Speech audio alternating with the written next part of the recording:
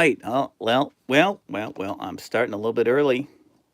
And welcome, one and all, to my first YouTube Live event.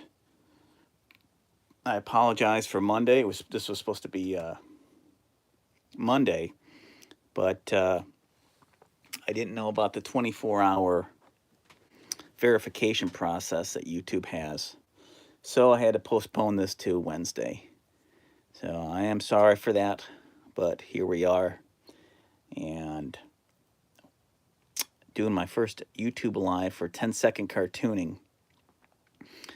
Now, a lot of you that have watched my little short videos, thank you for doing that and giving me thumbs up and all that great stuff. A lot of you seem to be mystified why I draw on napkins.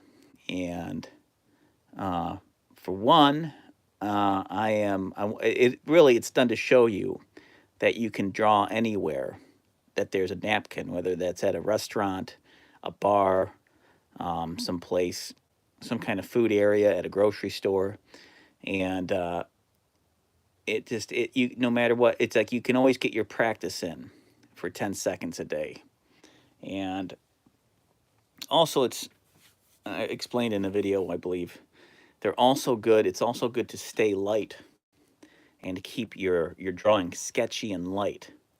So when you rip the napkin, when you sketch or draw, then you know that you're putting too much pressure, because the less pressure you put on the pencil, the easier it's going to be to erase the marks that are wrong, that don't look right.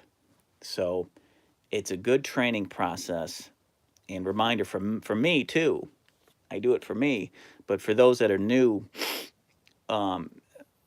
for getting into cartooning and drawing, is and that's one of the things I've seen with some of the students I've had, is that they just overcommit way too early. Like, that's one of the things you don't want to do, is go like, all right, drawing stick figure, ugh. All right, I got the shoulders, right? And then the body, ugh. All right, oh yeah, the torso, ugh, ugh. And then just pressing so hot. Look, I can't really erase that now. This, yes. This, yes.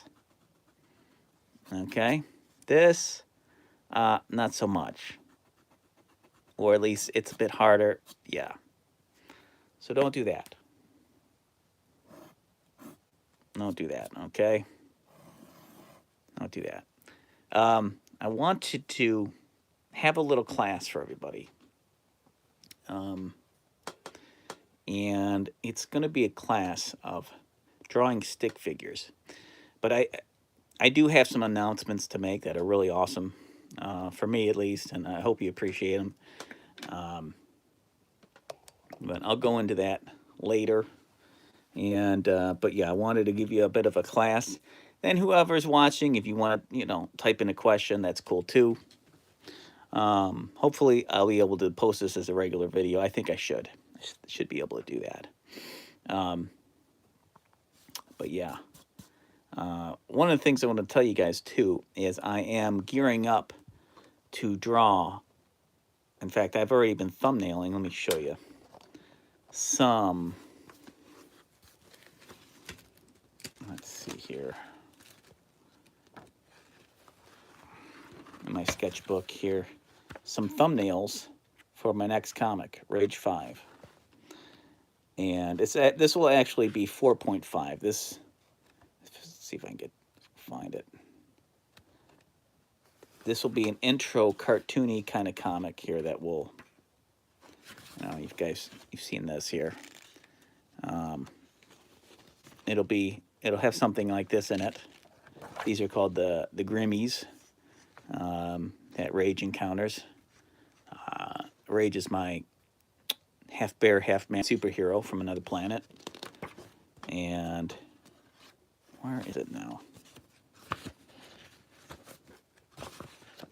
Yeah, I was just doing some thumbnails. There we go. Of the first page. And like I said, Rage 4.5. Put a beginning date. You want to give yourself a deadline if possible. Try try to keep it realistic if you can. But this is the beginning where I started drawing the first thumbnails. I always do 4 thumbnails of each page. It's just something I learned from my commercial art days, learning commercial art and thumbnailing stuff. Usually I would do 10 ideas for a logo and then come up with 4 full-blown thumbnails based on the ones I like the most. But I just usually do this with comic book pages. I just do 4 because I don't want to be taking forever doing 10 different pages. You know, it just takes too long. So I got a pretty good idea what I see in my head. Here I have Rage chasing after a cat. It's got something in its mouth. What that something is, you'll have to learn. You have to once you pick up the comic. But he is in a creek somewhere in England. Could be Cornwall or it could be Wales, somewhere in that area. There's a whole bunch of rivers around, and so this is a different posture. I have him jumping on a rock in the middle of a creek, and he's going to be looking. His head's tilted towards that cat, and so yeah, it's just me coming up with different postures and different ideas. I'm pretty stuck to the idea of the cat being in the foreground and Rage being in the background. Again, I could put, if I wanted to, the title right there and who it's by, yada yada. But yeah, we'll go back to stick figures. So,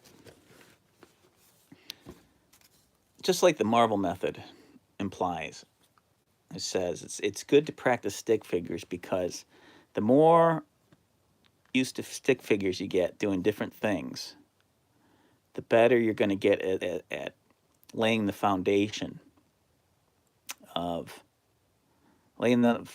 down of different postures and different characters being able to do different things and having it not look so weird because you're used to drawing all these weird positions. So this, if I wanted to draw maybe a character doing a punch,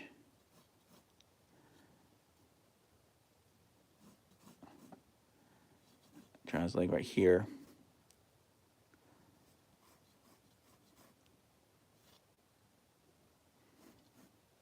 Standing. Remember, you always want the legs to be almost twice as long as the torso. That's probably a good rule of thumb. And you do the little dots where the heel is, and the foot could be that. Let's see, that looks kind of bad. Doesn't look right, but it looks probably better if it's coming down like that. And it's hooked like that. And you can always do, there's the foot coming at you right there. But again, don't get yourself worried about, filling in the muscles or anything like that. You just do stick figures. Light. As light as you can. There's the cross for the torso. And I don't even think that makes much sense to have his arm there. So,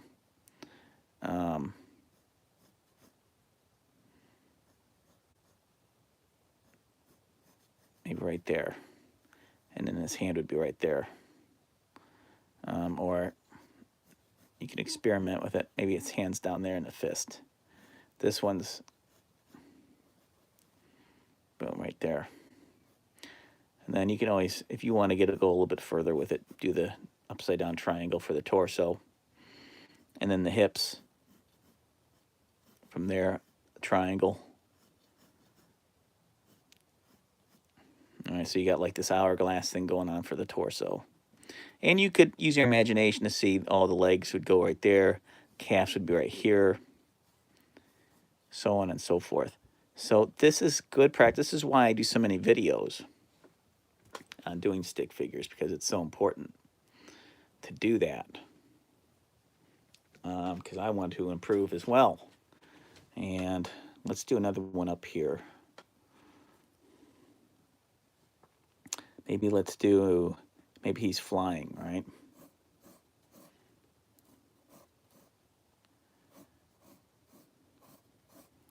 So I want his body to follow this line.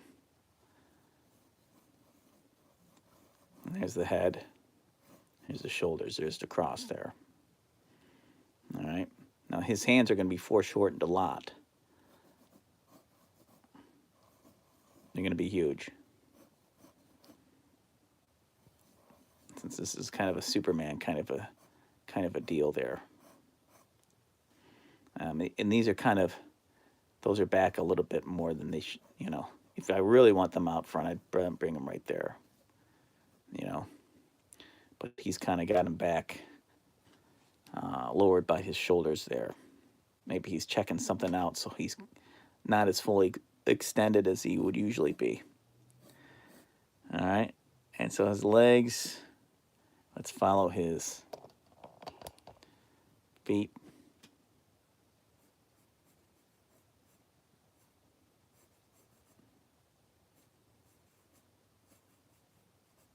Or maybe they're not like that. Maybe they're like this.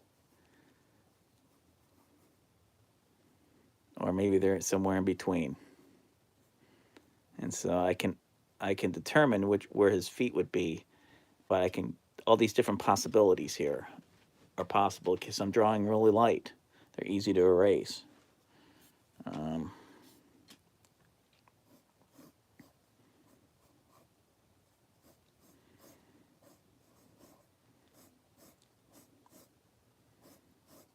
There's his legs. There's his, again, there's that triangle for the hips, triangle, shoulders, and the back. And there you go. So, again, I'm not going to finish that, but I could if I wanted to. Okay. Again, I'm laying the foundations. Let's see. Let's do another one.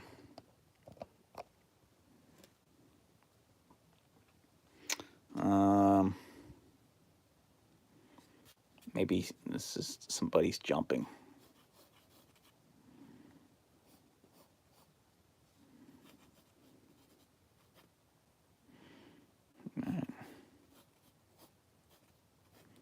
Again, their legs are going to be kind of straight,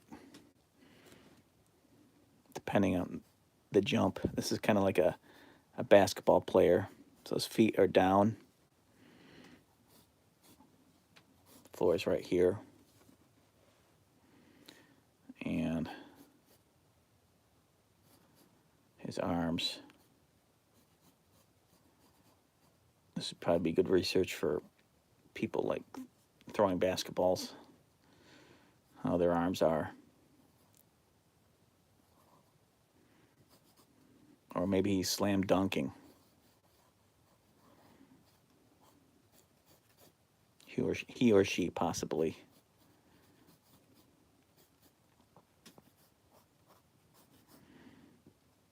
So there you go.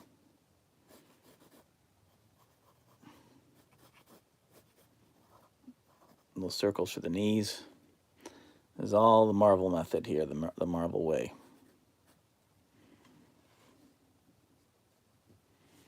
All right. So again, it's good to have, oh, where did I put it? It's good to have one of these things too, where you can kind of draw a stick figure based on the positioning of this wood model here. But you can go to Michael's and get these kind of statues. They help a lot when you're struggling with the position, or you see position in your mind, but you just can't get it right. Let's see if we can do one more.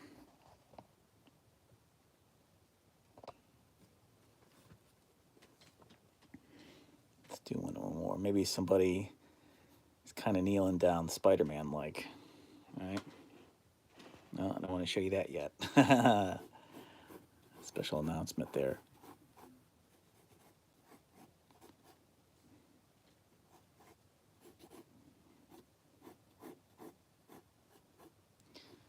And so there's your stick figure crouching crouching down.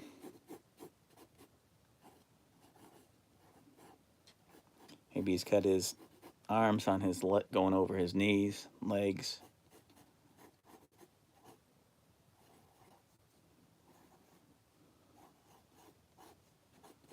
And his feet on the ground like that. Okay, that's kind of a cool little pose I could see Spider-Man doing. Or just anybody, if they want to crouch down or something like that. So let's do a new page. Oh, this is from the one of my videos I recorded. A little preview there for my next video, which is using this. Let me show you the book Superheroes by Joe Kubert. The Joe Kubert that has the has his infamous drawing school correspondence course, which I almost did at one point. But in it, he talks about the different positions of the head and from different angles, and how you do. Again, I use a cross in almost everything when it comes to the human body. The brow line and the nose line and the mouth line, and how you can turn those different directions for different angles. And again, it's not anything, obviously his head's out of proportion with his shoulder and all that. But again, it's just to get the idea across. So let's do some more stick figures. More practice. You can see nothing but the cleanest desk here. TV tray desk, I love it.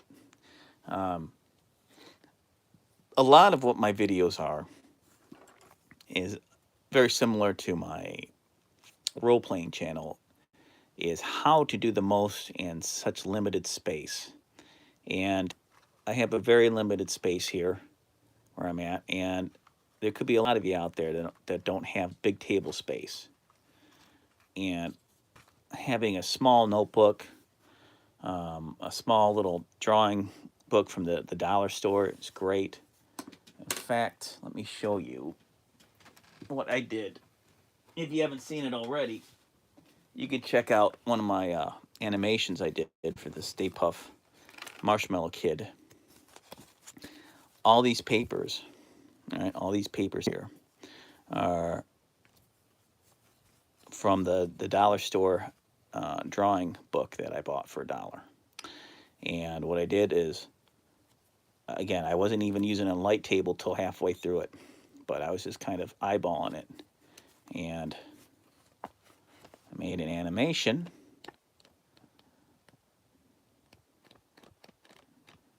He's waving to you, saying hi. Oh, no.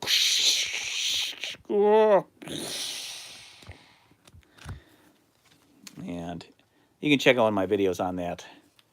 There's definitely needs more views. But yeah, what you can do with very little room and very little money drawing-wise, it's astounding.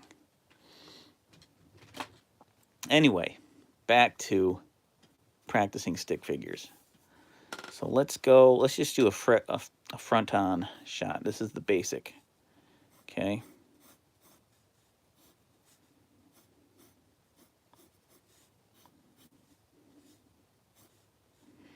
Okay, notice I did the shoulders, torso, do an upside down triangle.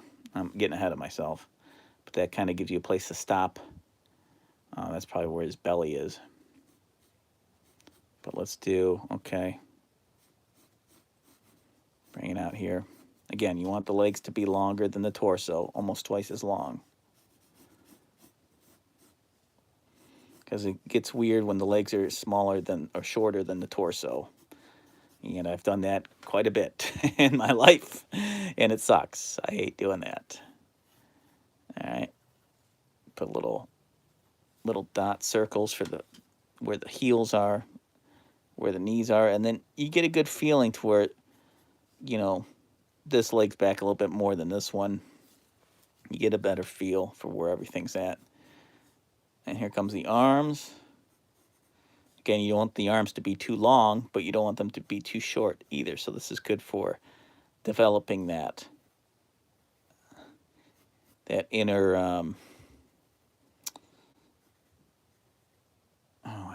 that inner voice, inner instinct for developing that. Now you want the forearms to be short, because you know, look in the mirror, you can see the arms. Okay, again, I'm getting ahead of myself, but arms are much longer here, the biceps and all that, than the forearms. In the head, upside down egg. In the shoulders, where the shoulders meet the torso, right here. So there you go, there's your stick man. Again, I was getting a little bit too ahead of myself, but just practice that real light. Again, you could draw on a napkin to practice drawing very light. This isn't even that light, really. So let's do maybe a side profile.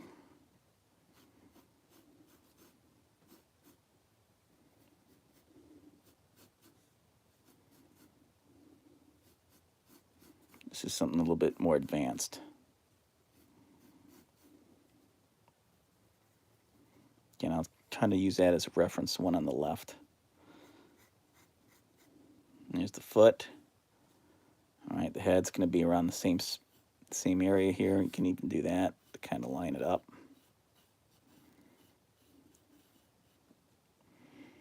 Okay, maybe he's got his hands in his pockets, so there's going to be a slight bend in the arm.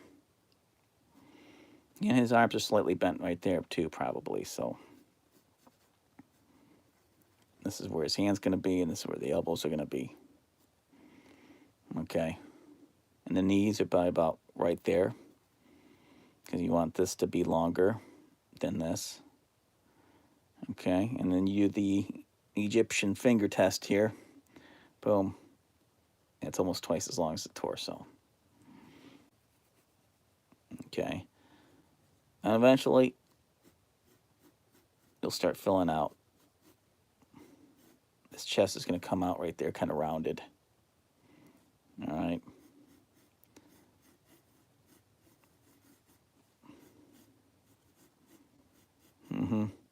Long ovals. That's kind of my style. I know the Marvel method preaches cylinders. You can do that too, for sure.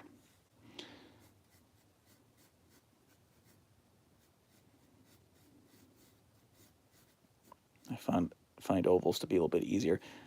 There's the butt. And it follows this S curve, backwards S curve, this chest and butt right there.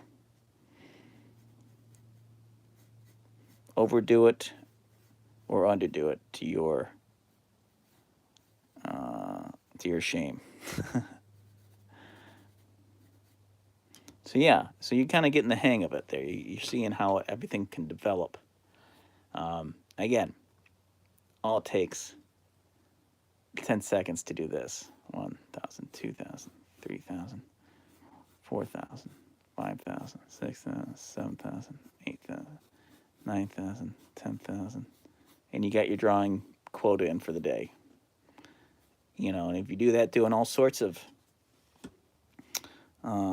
positions here, 1,000, 2,000, 3,000, 4,000, 5,000, 6,000, 7,000, 8,000, 9,000, 10,000. That is something. That's somebody doing some kind of a dance or some kind of a foot sweep. And you're just testing out different ways of positioning the body. And you're keeping it loose. And it's fantastic. You're getting way, way better the more you do this. Let's see. Let's do some guy doing a punch here.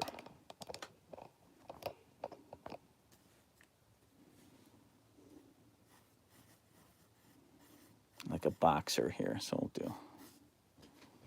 See if I do them in 10 seconds. 1,000, 2,000, 3,000, 4,000, 5,000, 6,000, 7,000, 8,000, 9,000, 10,000. Some foreshortening going on. Not much foreshortening, but some. So I really want to get crazy, make that a lot bigger. Okay, there's his chest, rib cage, and just doing the upper torso. I mean, that's some practice in 10 seconds. Look at the comp. It's a V. V. V. And you can always go in the next 10 seconds, do the face cross.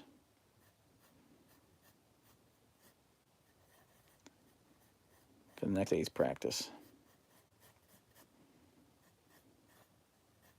Give him like a glass jaw or something. Shoulders. All right, I'm done for the day. And then come back the next day for another 10 seconds. Elbow. Tricep with bicep. Stomach muscles. Start to do his belt. All right, done for the day. See? Don't feel the need to get it all done in one day. That's like some of these sketches I do in my videos. I don't finish them all in one day. I come back to them. I add detail later. Some drawings I just don't finish, especially if it's just for practice. So yeah, I hope you enjoyed that little class. Come back to this video as much as you can to kind of get the basics. And draw as many stick figures as you can doing different things. And if you get a weird position, don't worry about it. Don't be a perfectionist. It's just stick figures. You're not overly committed to it. Keep things light. Keep light pressure on that pad. Draw on napkins. Draw on scrap pieces of paper. Get a small dollar notebook. This is a heavy-duty notebook from Michaels. We've all seen these. This is a nice one. Strathmore sketchbook. So I've definitely used this. It's got how many pages? 120 sheets. 120 sheets, 5x5 times by 8.5. So inches. I've definitely done my share of. You can see some of my tokens I've done for Solo Quester, my RPG channel. And those are the only times I really, I'll ink the finished products there, and then I'll color them with marker, make copies, yada yada. So let me draw a little bit of rage for you. The next 10 minutes will be about rage and how I draw him, and some of the ideas about rage, what he's all about. I first developed rage when I was pretty much a kid.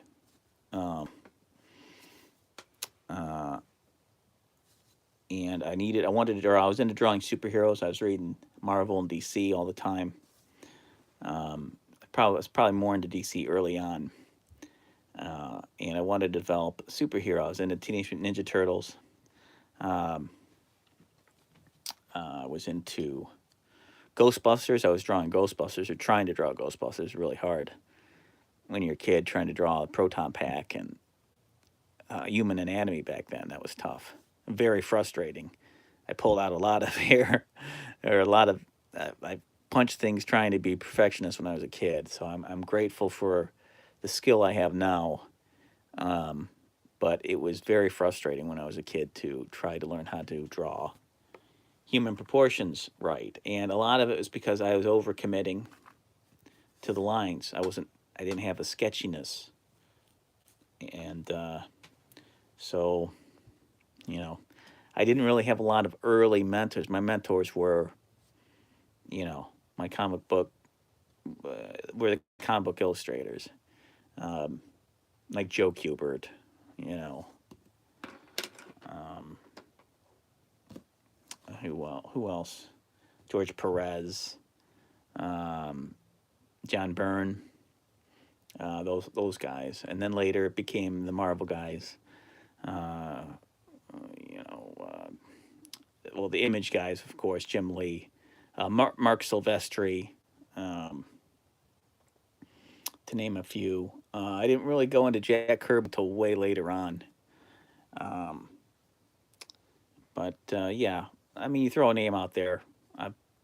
You know, we've all, if you're into comics, we've all been influenced by the greats. Hopefully. So I love drawing Rage because I always preach this. You should always draw a character you know really well. And the thing about Rage was, I was playing a game. I shouldn't be telling you this, really. This is kind of the secret sauce of Rage, his origin. I was playing a game called Altered Beast. And a lot of you might know of it. Maybe a lot of you don't. It's a fantastic game. I don't care what they say.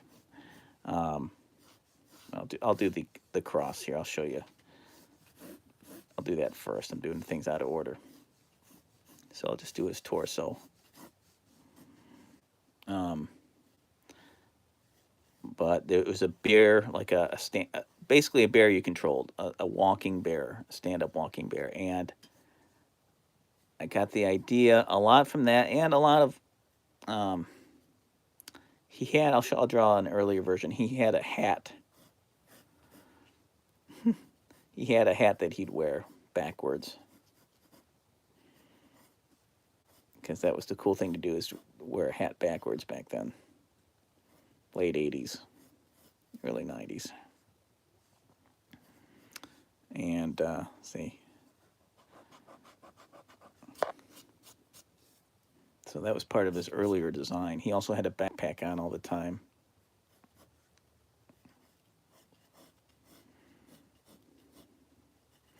This is his bear snout. And he didn't have pupils then. He just had the white, kind of like how turtles had their white eyes.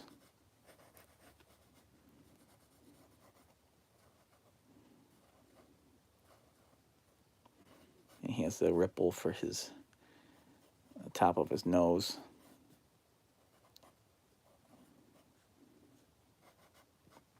The only time I'll have him with white pupils is if he's angry. Then it's supposed to be like red. His eyes are supposed to be like totally red. And his hair came out perfect sideburns like this. Again, a lot more cartoony. Kind of like one of the earlier sketches I showed you there, where he's a lot more cartoony.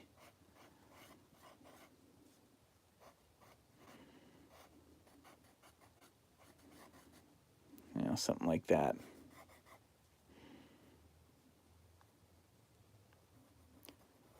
I'm trying to remember if I had the ears coming out of the hat or not. So yeah, he didn't have eyebrows back then.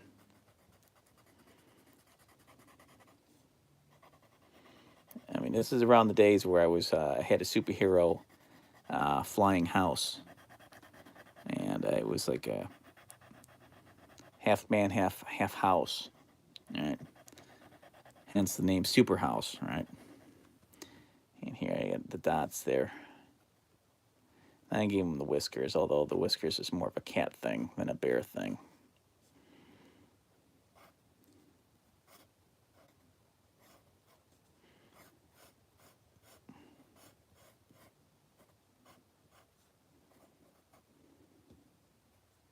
And some kind of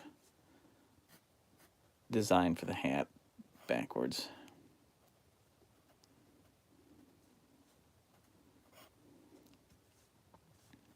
And then his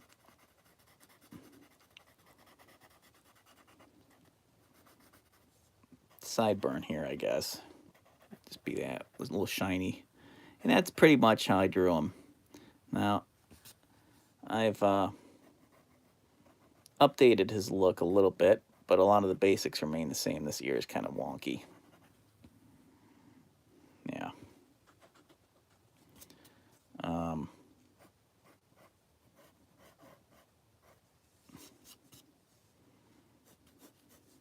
The shoulders very big. He's always had the t-shirt.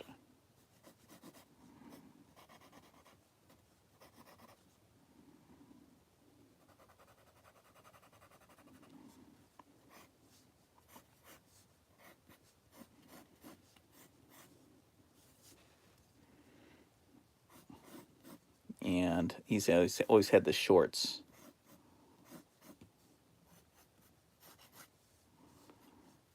And on the shirt is his symbol for his tribe or federation.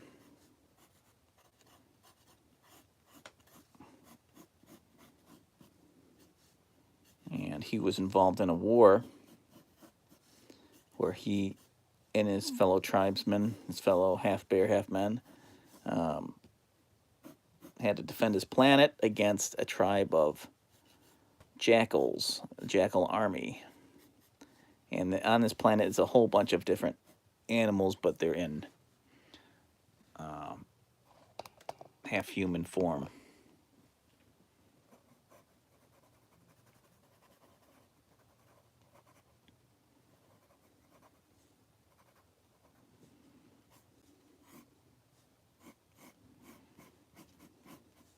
And so the idea kind of stuck, and I called him Rage because he always looked angry. And I'm not really sure, really, the genesis of the name, but I think that's part of it. And maybe because I did have a lot of rage in me at the time. But it stuck, and I kept drawing him and drawing him throughout the years. And one day in college, I figured, boy, wouldn't it be great if I could just make a comic book. And I ran into a group of people that were doing that on campus. They were into making comic books. And that was my turn to finally give it a shot. Now, his legs probably shouldn't be doing that. That's not realistic to do that. I'll do this instead. One leg going forward like this, one leg back. Makes more sense. I'm drawing with this camera in the way, so it's a little bit different. But you see how I pivoted there?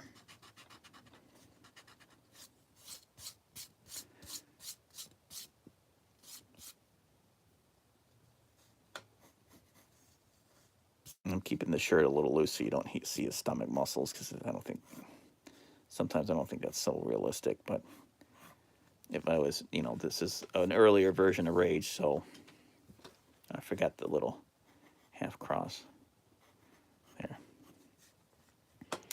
I would do something like this, to show he's got the stomach muscles. And it would look kind of robotic or whatever, and that's fine. Always put the R. That was an early thing, was to put the R for the belt buckle. He's kind of like, he's got a metal belt.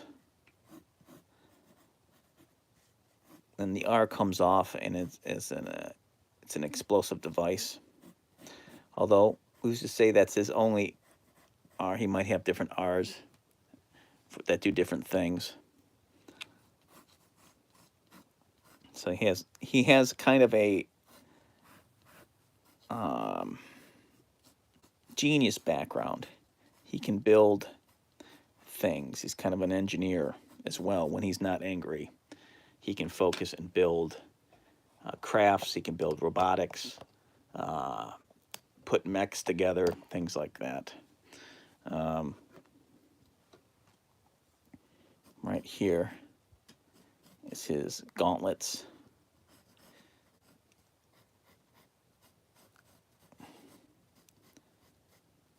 And I can tell you right now, his arm's too long.